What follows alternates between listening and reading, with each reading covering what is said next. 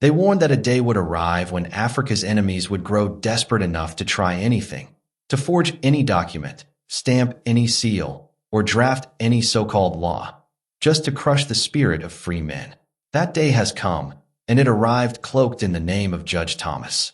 They label it an arrest warrant. I call it a sheet of paper drenched in arrogance, scribbled in the blood of hypocrisy, and signed by the trembling hand of a coward who hides behind a robe. They imagine that because their courts have marble floors, because their shelves groan under the weight of their legal texts, because they've staged a theater of justice in their own tongue, they can command Africa's sons and daughters like livestock. They believe their ink can shackle my voice, that their signatures can imprison my spirit, that their summons can shatter the resolve of our people. They are mistaken. They have always been mistaken. They will die mistaken. Judge Thomas, let me address you plainly, because I am not a man who cowers behind advisors or muffles my words through lawyers. I need no interpreters to soften my speech, no spokesman to dilute my truth. My voice is my own, and it carries the weight of millions who have marched through fire beside me. You've issued an arrest warrant for me, and in your mind, that is supposed to matter, that this paper you've signed should force my back to bend, my head to lower, my feet into chains. But you've miscalculated. You've misjudged the man you're dealing with. Do you imagine I am afraid? Tell me, where do you suppose fear takes root in me? Fear belongs to those who cling to unearned power. Fear belongs to those whose thrones rest on the backs of the poor. But I was not handed power. I claimed responsibility. I was not appointed leadership.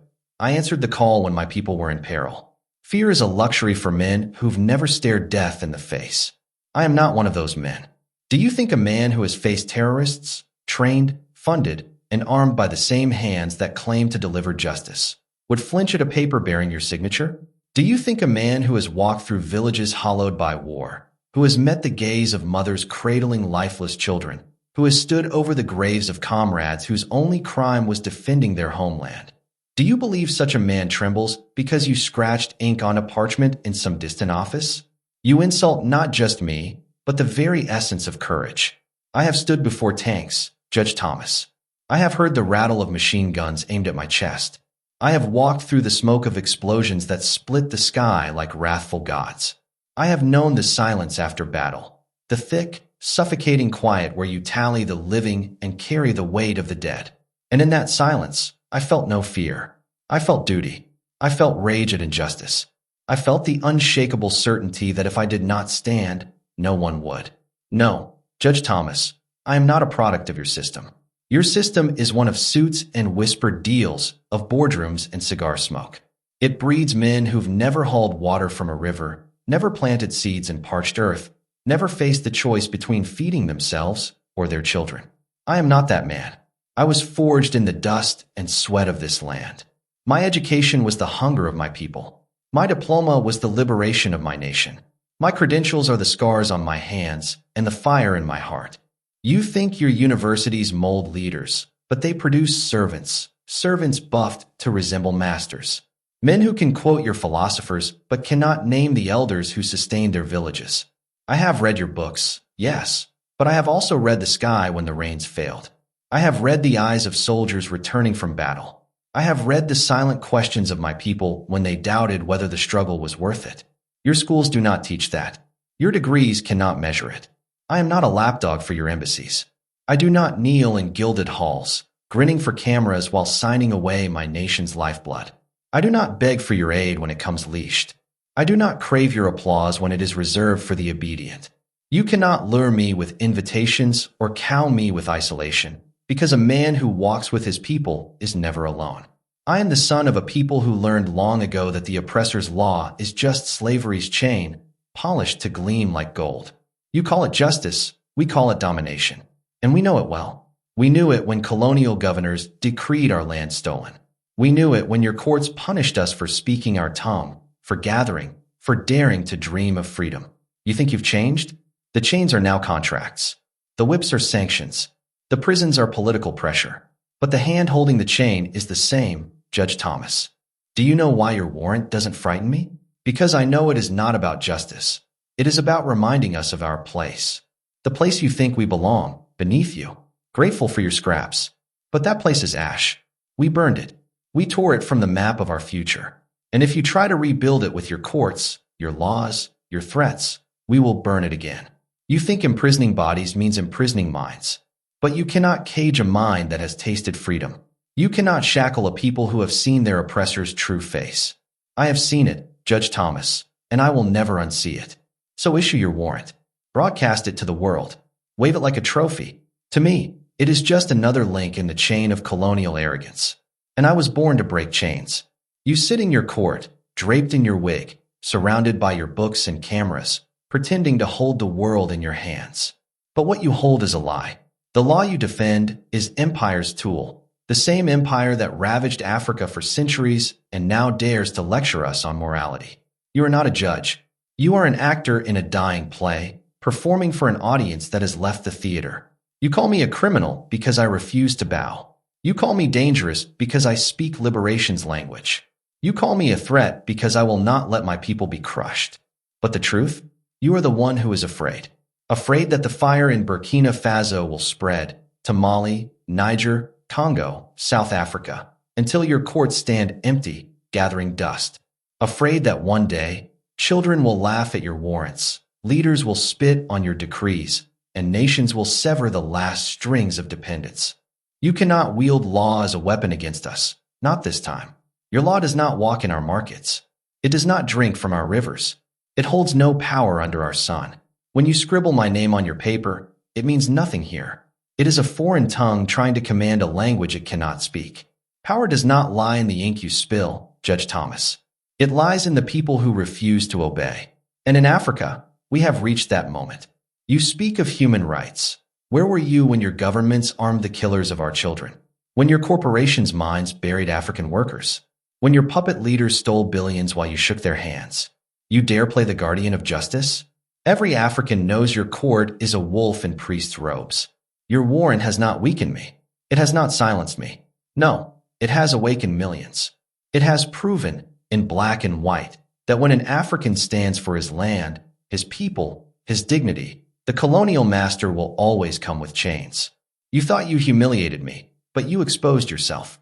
You thought you isolated me, but you united my people. You thought you ended my influence, but you multiplied it 1,000-fold. When the enslaved fled plantations, they were hunted, beaten, chained, yet they kept running.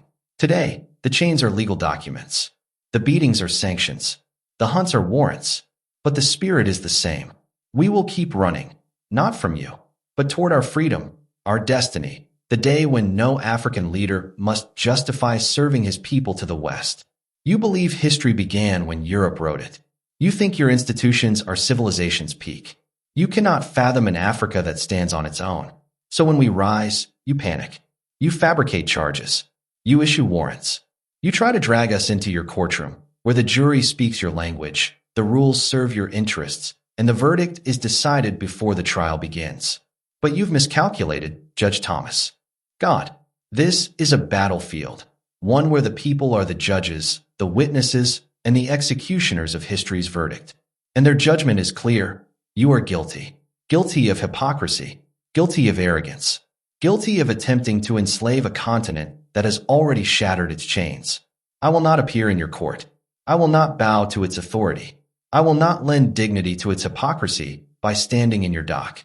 If you want me, come find me. Come to the streets of Wagadoo. Come to the villages where the earth is rich with the blood of martyrs. Come to the markets where women sell the harvest of their own hands. Come to the schools where children chant my name, not because I am flawless, but because I am theirs. Come, Judge Thomas, and see if your papers can shield you from the will of a people who have had enough. Send your threats. Send your envoys. Send your soldiers. We will bury them all in the same soil where we buried the lie that Africa belongs to anyone but Africans. You may command your court, but you do not command our hearts. You may draft your laws, but you do not draft our destiny. Your arrest warrant is not a weapon, Judge Thomas. It is a confession. Proof that your system trembles, that it is losing, that it cannot hold back the tide. You believed you were summoning me, but in truth, you have summoned Africa. And we are here. We are awake. And we will never bow again. Keep your paper. Keep your court. Keep your titles and robes. They are relics of a dying order, the final ornaments of a corpse. We have no use for them. No use for laws that never bore our names. No use for judgments carved in stone before we even spoke your language. You cling to these things as if they are treasures. To us, they are nothing but polished shackles. A gilded cage meant to make the prisoner forget he is captive. Justice does not wear wigs.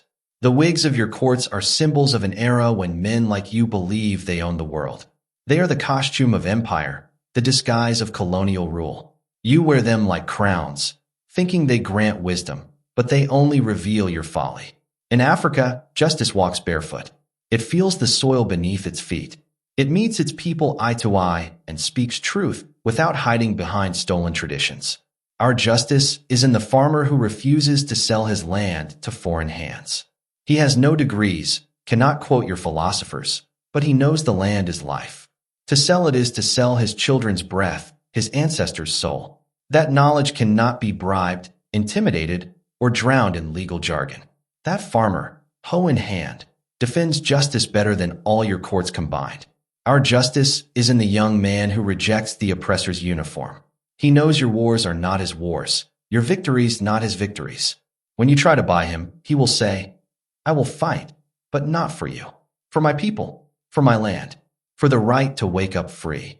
That defiance is justice, Judge Thomas, and no courtroom can prosecute it. Our justice is in the mother who tells her child, you were born free, and you will die free. She does not need a constitution to validate this truth. It lives in her bones, in the stories whispered under moonlight. She has seen soldiers march, famine steal, and greedy hands take what was not theirs. Yet she keeps this truth alive. Her child belongs to no master, no empire, no court. That justice cannot be chained. Send 1,000 soldiers, 1,000 papers, 1,000 threats. It changes nothing. Because our justice is not written down. It lives in our choices, our refusal to kneel. You cannot jail it. It is not a man, not a building, not a government. It is a spirit,